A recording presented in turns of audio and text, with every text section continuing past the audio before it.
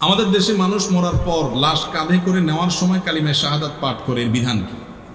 দেখুন, মৃত মানুষের লাশ কাঁধে করে নেওয়ার সময় সাহাবা একরাম রিদওয়ানুল্লাহ আজমাইন তারা খুব গম্ভীরভাবে নীরব থাকতেন এবং চিন্তা ভাবনা করতেন যে আমাকেও এই সময় এরকম একসময় আমাকেও এরকম কাঁধে করে নিয়ে যাওয়া হবে এবং এভাবে মানুষের জীবনের পরিসমাপ্তি হবে। তারা খুব গুরুগম্ভীরভাবে চিন্তা করতেন, ভাবতেন, ভাবনার জগতে ডুবে পড়তেন, অন্য কিছু করতেন না। লাশ কাঁধে নিয়ে যাওয়ার সময় 40 কদম 10 কদম পরপর আপনার অবস্থান পরিবর্তন করা, খাটের কোনা পরিবর্তন করা, কাঁধ পরিবর্তন করা, তারপরে এই জাতীয় অনেক দোয়া পড়ার কথা আছে। কোনো হাদিস থেকে এরকম কোনো দোয়ার কথা আমাদের জানা নাই, বরং সাহাবীদের ব্যাপারে যেটুকু জানতে পেরেছি তা হলো তারা এই টাইমগুলোতে খুব বেশি নীরব থাকতেন, চুপচাপ থাকতেন, কোনো শোরগোল করতেন না এবং চিন্তা ভাবনা করতেন নিজের জীবনের বাস্তবতা। আমাদের দেশে অনেক বড় বড় ওয়াজ মাহফিলে বক্তারা ঐক্য হওয়ার কথা বলে, কিন্তু বাস্তবে বড় বড় আলেমদেরকে এক হতে দেখি না। এ বিষয়ে আপনি কি বলেন? ভাই দেখেন, এ বিষয়ে আমরা এর আগে অনেকবার বলেছি, ঐক্য যদি মনে করেন যে সব হুজুর একমতে আসা যাবে, এটা কিয়ামত পর্যন্ত সম্ভব? যতজন তত মত, মানুষের সবার মত এক হয়ে যাবে, এটা সম্ভব না, আর এটা প্রয়োজনও নেই।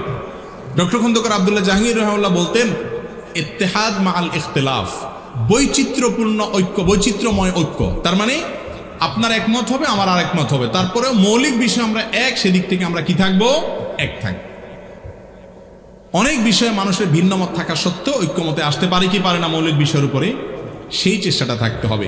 আমি তো বলি যে ঐক্য সে অর্থে, যে অর্থে আপনারা মনে করেন সবাই এক কাতারে চলে আসা, ওইটা যতটা দরকার তার চেয়ে বেশি দরকার হলো পরমত সহিষ্ণুতা, অন্যকে ধৈর্য করা, অন্যকে সহ্য করার মানসিকতা থাকা। অতএব সেটা আমাদের মধ্যে আনতে হবে। আলেমরা বটে, অনুসারীরাও আমরা কম যাই না, এক হুজুরের ভক্ত আরেক হুজুরের বিরুদ্ধে লাগে, আছে না নেই?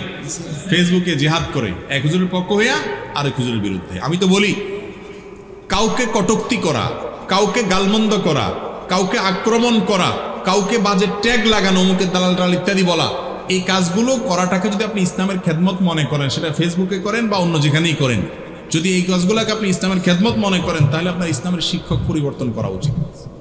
আপনি যার কাছ থেকে ইসলাম শিখেছেন ওই লোকটাকে পরিবর্তন করতে হবে, কারণ সে আপনাকে যে পথ শিখিয়েছে এটা ইসলামের পথ না, এটা মুহাম্মদ সাল্লাল্লাহু আলাইহি ওয়াসাল্লামের পথ না। আপনি সুন্দরভাবে মানুষকে নসিহা করবেন, সংশোধন করবেন, তাই বলে বাজে মন্তব্য করা যাবে না।